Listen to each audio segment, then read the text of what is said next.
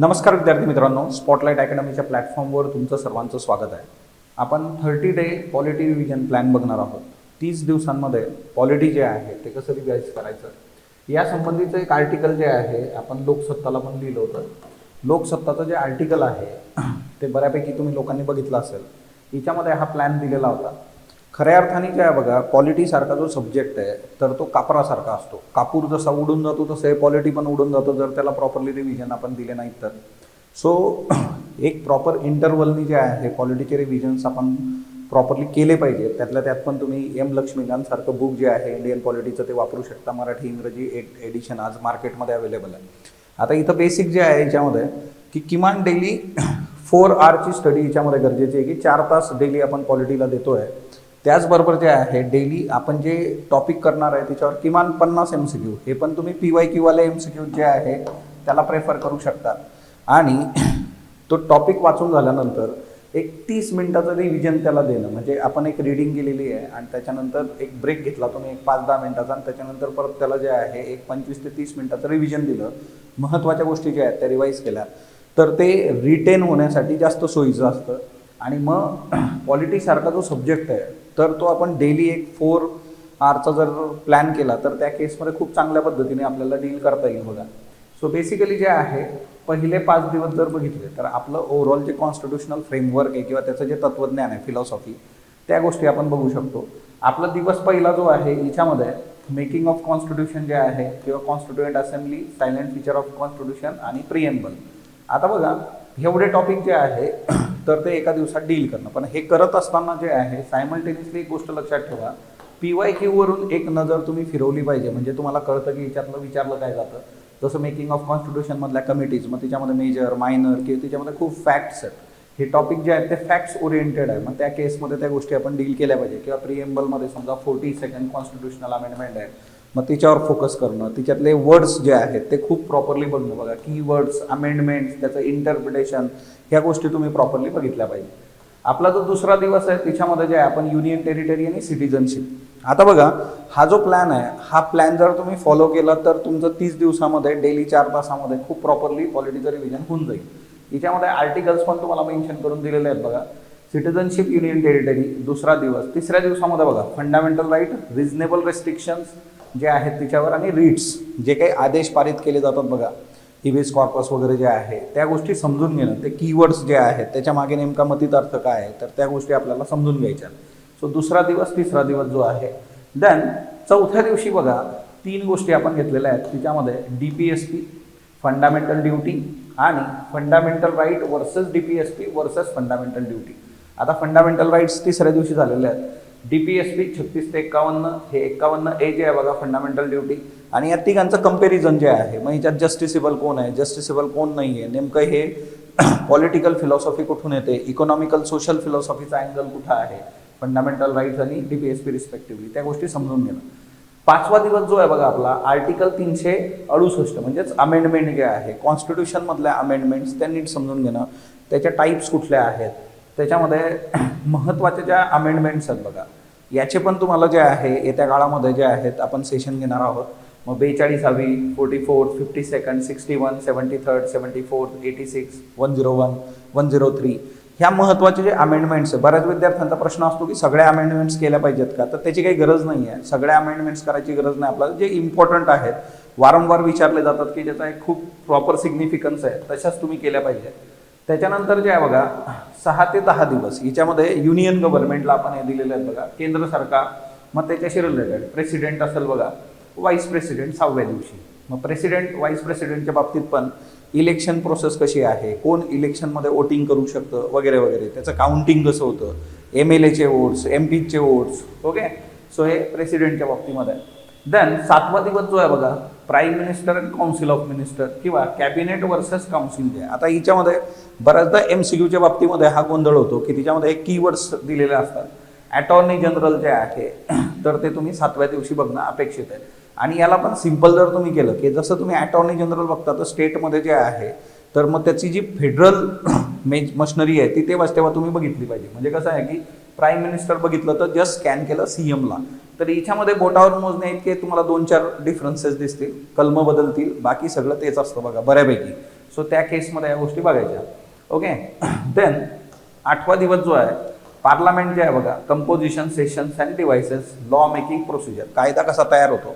Parliament समजून घेताना बघा आपण जे आहे की विधानसभा, विधान परिषद जे आहे त्याचेही आस्पेक्ट जर बघितलं तर तिथं काय असतं, MCQ जो विचारला जातो तर मेंबरच्या याच्यावर विचारला जातो की किती मेंबर जे आहे तर ते इकडं आहेत लोकसभा, राज्यसभा, आणि तिकडे विधानसभेला किती असतात, विधान परिषदा कुठल्या राज्यांमध्ये, तर ते सायमल्टेनियसली जर केलं तर मग कधी पण बेस्ट आहे बघा.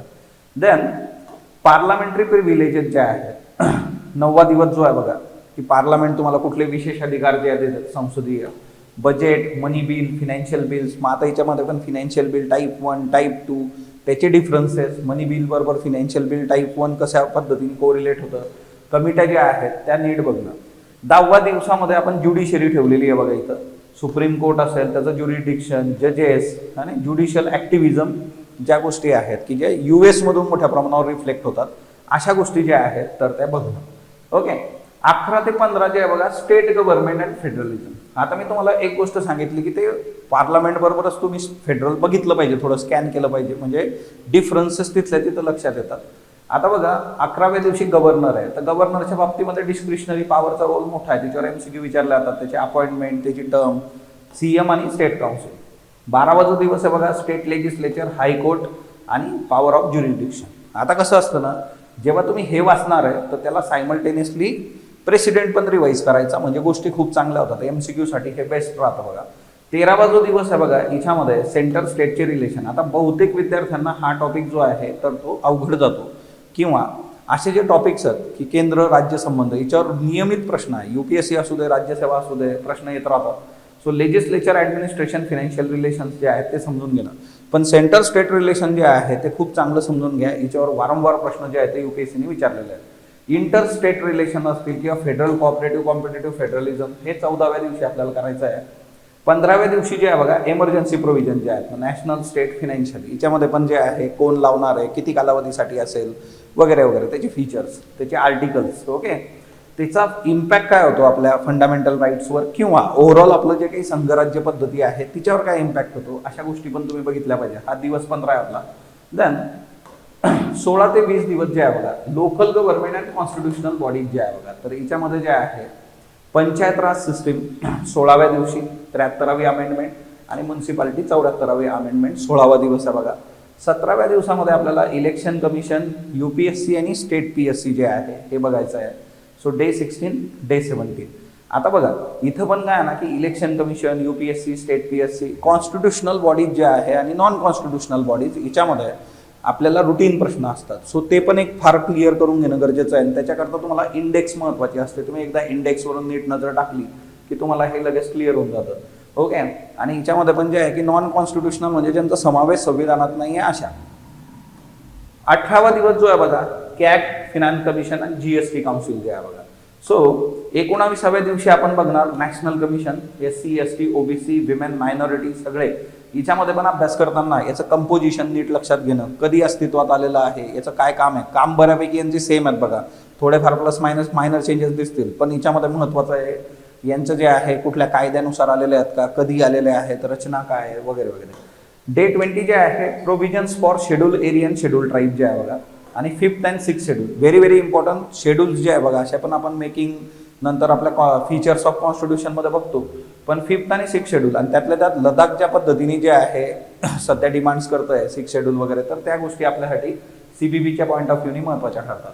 नॉन कॉन्स्टिट्युशनल बॉडी आणि सेपरेट टॉपिक, स्पेशल टॉपिक जे आहेत, तर याच्यामध्ये बघा ज्या नॉन कॉन्स्टिट्युशनल, SEBI असेल, नॅशनल ह्युमन राईट कमिशन असेल, नीती आयोग असेल बघा, तर ह्या गोष्टी नीट बघणं. बरं हे करत असताना त्या नॉन कॉन्स्टिट्युशनल आहे, मग स्टॅट्युटरी आहेत का, त्या कायद्याने आलेल्या आहेत का, ओके, एक्झिक्युटिव्ह बॉडीज आहेत का, याचं व्हर्जन तुमचं क्लिअर पाहिजे बघा. म्हणजे एखादी बॉडी जी आहे ती कॉन्स्टिट्युशनल आहे की नॉन कॉन्स्टिट्युशनल, ती स्टॅट्युटरी आहे का नॉन स्टॅट्युटरी.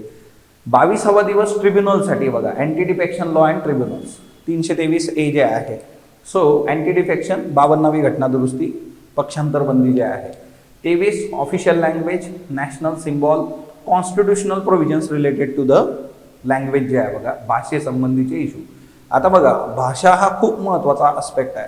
भाषेवर प्रश्न जे आहेत ते विचारले जातात. बऱ्याचदा हे डिबेट होत असतात, सुप्रीम कोर्टाची भाषा कुठली, प्रशासनाच्या भाषा वगैरे वगैरे. देन डे 24 मध्ये पॉलिटिकल पार्टीज, प्रेशर ग्रुप्स आणि इलेक्शन लॉ. पॉलिटिकल पार्टीजमध्ये पण national political parties, state political parties, बरं याचे निकष काय आहेत वगैरे वगैरे. डे 25 आता याच्यामध्ये पण तुमच्याकडे जर समजा आधीचं व्हर्जन असेल पुस्तकाचं तर ते आजच्या डेटमध्ये तुम्ही कोरिलेट केलं पाहिजे की 2026 मध्ये काय सिच्युएशन आहे. कोऑपरेटिव्ह सोसायटीज जे आहे बघा 97 कॉन्स्टिट्युशनल अमेंडमेंट ऍक्ट जो आहे 25व्या दिवशी पब्लिक इंटरेस्ट जनहित याचिका किंवा ऑर्डिनन्स मेकिंग 123 जे आहे आपलं, सो 25व्या दिवशी तुम्ही ह्या गोष्टी बघू शकता. फुल रिव्हिजन अँड टेस्टिंग जे आहे बघा, आता काय होतं ना की 26-27 2 दिवस आता आपण हे सगळे टॉपिक्स कव्हर केले. आता याच्यामध्ये काही मायनर टॉपिक्स असले तर ते तुमच्या लेवलला तुम्ही थोडेसे ऍडजस्ट करू शकता.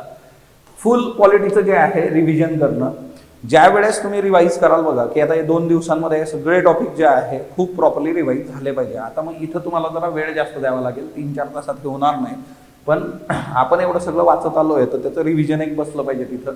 ओके, हे तिसरं रिव्हिजन असेल, कारण मी तुम्हाला सांगितलं की वाचल्यानंतर एक ब्रेक घ्या 10 मिनिटाचा आणि परत एक 25-30 मिनिटाची रिव्हिजन त्याला द्या, सो दॅट तिथं एक रिव्हिजन झाली, ही दुसरी रिव्हिजन आपली.